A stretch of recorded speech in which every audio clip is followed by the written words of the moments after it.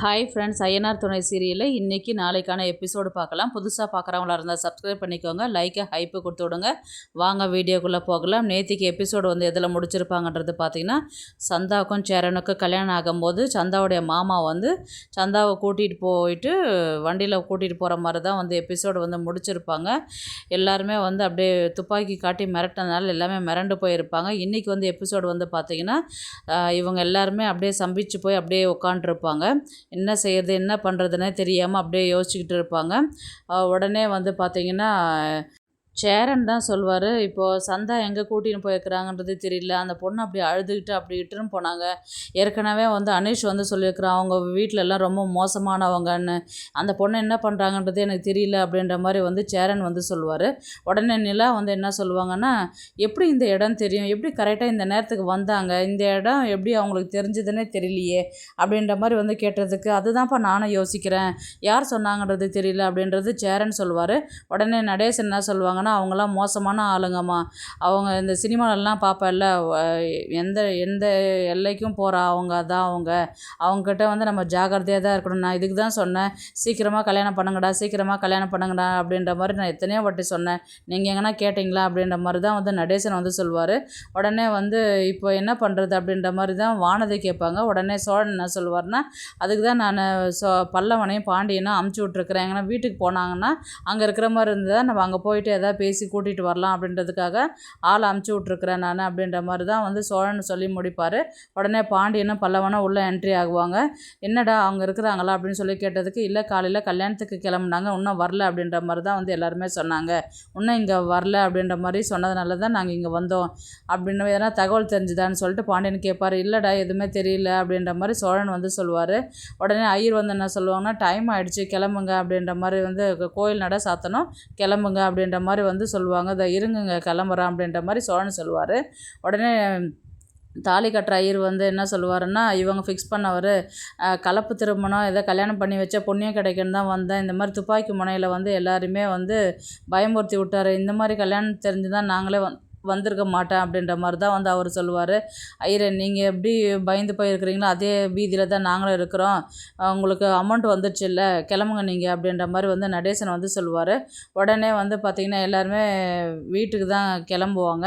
கிளம்பி பார்த்திங்கன்னா எல்லாருமே உம்முன்னா உட்காந்துட்டே இருப்பாங்க. நிலா தான் கேட்பாங்க, எல்லாருமே இப்படி உருன்னே உட்காண்ட்ருந்தா எப்படி, அண்ணனுக்கு போய் சமாதானப்படுத்துங்க, அவர் தனியாக உட்காந்துக்கிறாருல அப்படின்ற மாதிரி தான் நிலா சொல்லுவாங்க. உடனே சோழன் சொல்லுவாங்கன்னா, ஏற்கனவே கல்யாணம் ஆச்சு, அதுலேயும் பார்த்திங்கன்னா கார்த்திகா வராத விட்டுட்டாங்க, கல்யாணம் அப்போவே நின்றுச்சு, இப்போவும் பார்த்திங்கன்னா அண்ணனுக்கு 2வது வாட்டியும் கல்யாணம் நின்று போயிடுச்சு, அண்ணனை பொம்மை மாதிரி ரெடி பண்ணி நம்ம மேக்கப் பண்ணி கூட்டின்னு போகிறோம், கடைசியில் கல்யாணம் நடக்கும்னு தான் எதிர்பார்க்குறோம், ஆனால் கல்யாணம் நடக்காத விடுது, இப்போ நமக்கே இவ்வளோ கஷ்டமாக இருக்குதுன்னும் போது அண்ணன் இந்த இடத்துல இருக்கிறாருன்னா அவர் எவ்வளோ யோசிப்பார், அவர் எவ்வளோ கஷ்டப்படுவார்ன்றது எனக்கு தெரியும், இப்போ போய் எப்படி அவரை சமாதானப்படுத்துறதுன்னு எனக்கு தெரியல, அதுக்கு தான் யோசிச்சுக்கிட்டு உட்காந்துருக்குறோம் அப்படின்ற மாதிரி தான் பாண்டியனும் சோழனும் சொல்லுவாங்க. அதுக்காக நீங்கள் அவர்கிட்ட போய் எதுவுமே பேசாத இருப்பீங்களா அப்படின்ற மாதிரி தான் நிலா கேட்பாங்க. இல்லைங்க, இப்போ என்ன பேசி அவரை சமாதானப்படுத்துறது, நமக்கே இவ்வளோ கஷ்டமாக இருக்குது, அவருக்கு எப்படி இருக்கும் அப்படின்ற மாதிரி தான் திரும்பவும் சொல்லுவாங்க. அதுக்காக இப்படியே இருந்தால் வேலைக்கு ஆகாது, நம்ம அடுத்த வேலை என்னன்றது செய்யணும் அப்படின்ற மாதிரி தான் நிலா சொல்லின்னு இருப்பாங்க. உடனே சோழனை தான் காமிப்பாங்க. சோழன் பார்த்திங்கன்னா எல்லாத்தையுமே நடந்த அத்தனை விஷயத்தையுமே யோசித்து பார்த்துட்டு, இப்படியே உட்காந்துட்டு தான் வேலைக்கு ஆகாது அப்படின்ற மாதிரி தான் எழுந்து வருவார்.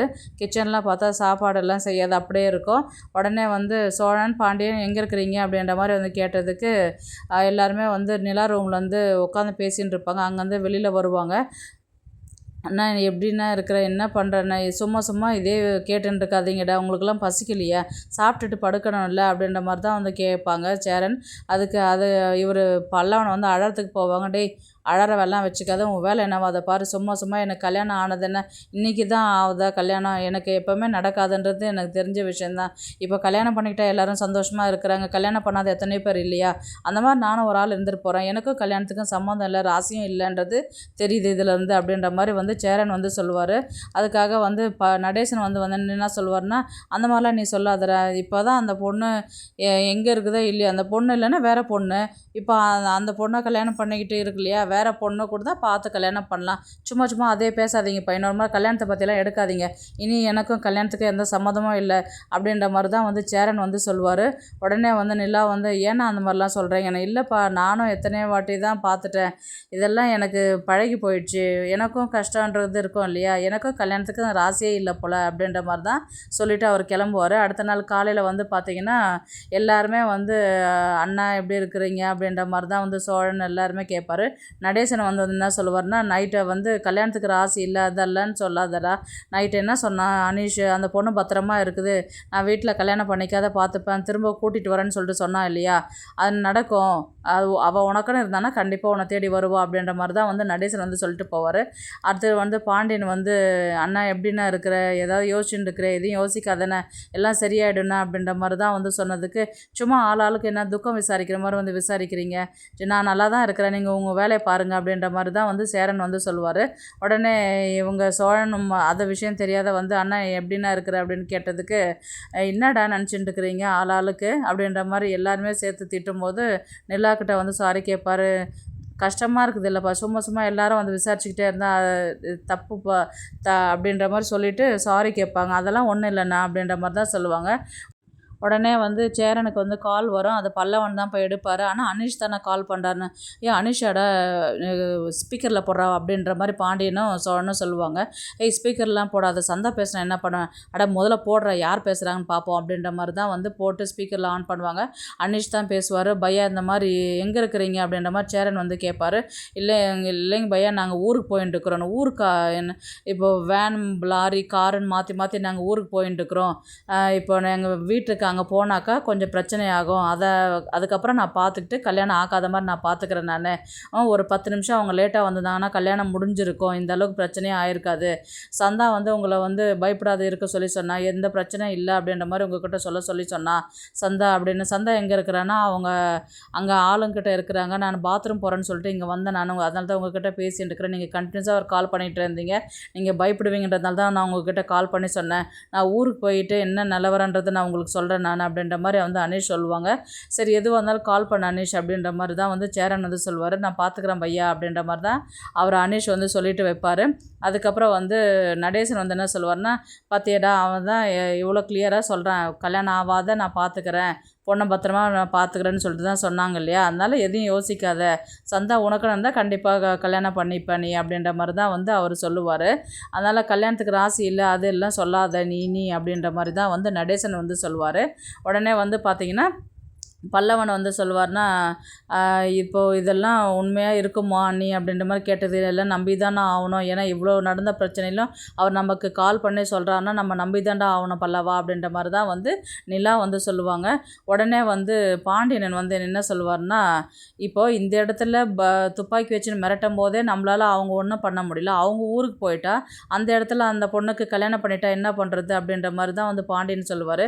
உடனே சோழன் வந்து சொல்லுவார், ஏன்டா இப்போ தான் ஏதோ நல்ல வார்த்தை சொன்னான்ட்டு அவரை சமாதானப்படுத்துறதுக்கு அண்ணா கொஞ்சம் இப்போ தான் இதுவானார், உடனே ஏன்டா நெகட்டிவாக சொல்கிற, அதெல்லாம் நடக்காது விடுடா அப்படின்ற மாதிரி தான் வந்து சோழன் வந்து சொல்லுவார் பாண்டியன்கிட்ட. இந்த விஷயத்தை எல்லாமே சேரன் வந்து யோசிச்சுக்கிட்டே இருப்பார். அப்படியே இன்றைக்கான எபிசோடு வந்து முடிப்பாங்க.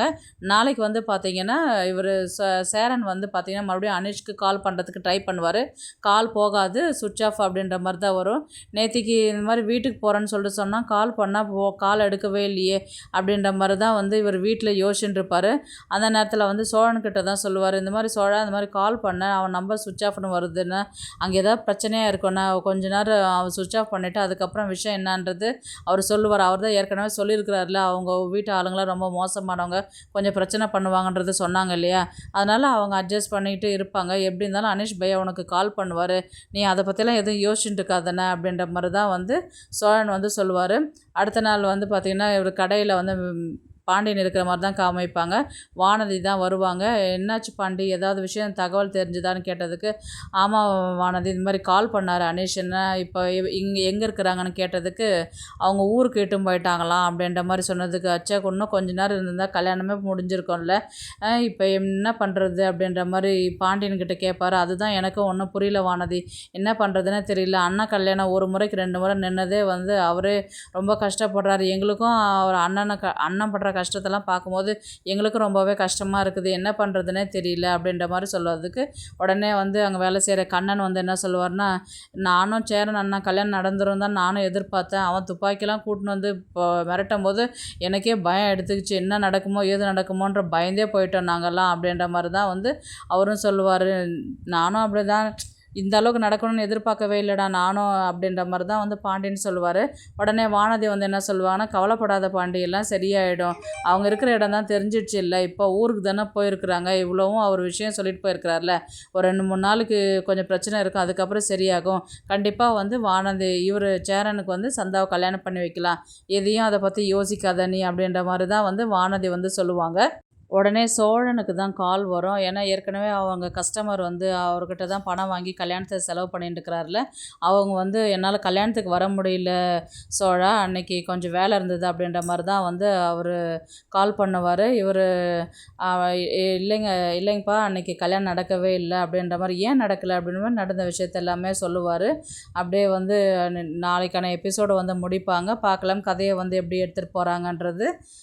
இந்த வீடியோ பிடிச்சிருந்தா ப்ளீஸ் லைக் பண்ணுங்கள், ஷேர் பண்ணுங்கள், சப்ஸ்கிரைப் பண்ணுங்கள். தேங்க்ஸ் ஃபார் வாட்சிங். இந்த வீடியோ பிடிச்சிருந்தா லைக் பண்ணுங்க, நம்ம சேனலை சப்ஸ்கிரைப் பண்ணுங்க. உங்க ஆதரவு ரொம்ப முக்கியம். நன்றி.